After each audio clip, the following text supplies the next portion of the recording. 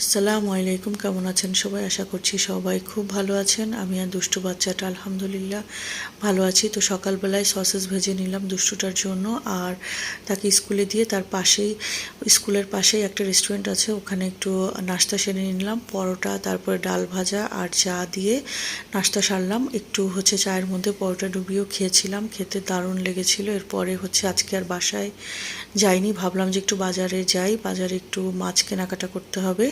তো ইলিশ মাছ, অনেক অনেক ইলিশ মাছ আছে বাজারে, কিন্তু দাম অনেক বেশি। 2700, তারপরে 2000, 1800, 2200, 2500 এরকমও আছে। তো 1800 টাকারগুলো তো অনেক পিচকি পিচকি লাগলো আমার কাছে। এরপরে অন্যান্য মাছগুলো একটু ঘুরে ঘুরে দেখলাম, তারপরে সবজি কেনাকাটা করলাম। এরপরে দুষ্টুটাকে স্কুলে নিতে চলে গেলাম। এই যে দেখেন, তাকে দুটো সসেজ দিয়েছিলাম, 6 পিস করে দিয়েছি কেটে। তো সে 2 পিস খেয়েছে আর বাকি 4 পিস নিয়ে চলে এসেছে। আর এই যে ইলিশ মাছ এনেছিলাম একটা 3000 টাকা দিয়ে। তো এই যে দেখেন, সে বলছিল যে মামু এত বড় ইলিশ মাছ? তো আমি বললাম যে হ্যাঁ, এটা তোমার সাইজের। এরপরে চিংড়ি মাছ নিয়েছি, আর পাঙ্গাস মাছ নিয়েছিলাম। পাঙ্গাসটা এবার বেশি বড় নেইনি, ছোটোই মাঝারি নিয়েছি।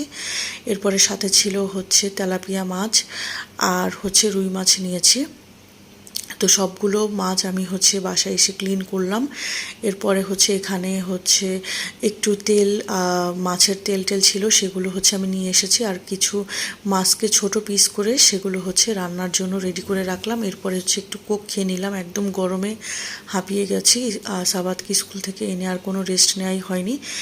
এর মাঝে রান্না আবার বসিয়ে দিলাম। তো এত দারুণ হয়েছে এই রান্নাটা খেতে, মনে হচ্ছিল অনেকটুকু ভাত আমি খেয়ে ফেলেছি। এরপরে যাই হোক, এরপরে আরেকটা আইটেম করলাম, সেটা পুঁইশাক, একদম তাজা পুঁইশাক পেয়েছিলাম, সেটা এনেছিলাম। তো পুঁইশাক দিয়ে চিংড়ি মাছ দিয়ে রান্না করেছি, এটাও অনেক মজা হয়েছে।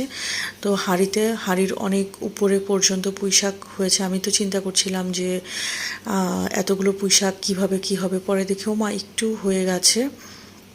তারপর একটা অঘটন ঘটিয়েছি, এখানে কচুর ডগা এনেছিলাম। এই যে দেখেন, একটু বেখেয়ালি হয়েছি, 2-3 মিনিটের ব্যবধানে এই পুরো কচুর ডাঁটাগুলোকে পুড়ে ছারখার হয়ে গেছে। তো কিছু ভালো ছিল, সেগুলোই রেখে দিলাম হাত দিয়ে, গরমটা একটু কমার পরে। আর এই যে দেখেন, মাছের আজকে সব কিছু ঠিক করতে যেয়ে আমার নখটাই ভেঙে গেছে। তো খুব শখ করে একটু নখ রেখেছিলাম মেহেদি দেওয়ার পরে। তো এই যে দেখেন, একটা নখ উল্টে পাল্টে শেষ। তো এই জন্য কেমন জানি অদ্ভুত লাগছে নখটা কাটার পরে। এরপরে হঠাৎ করে আসরের সময় আম্মু চলে আসলো। তো আসার সময় সাবাহাতের জন্য কেক এনেছিল, সাথে শর্মা নিয়ে আসলো।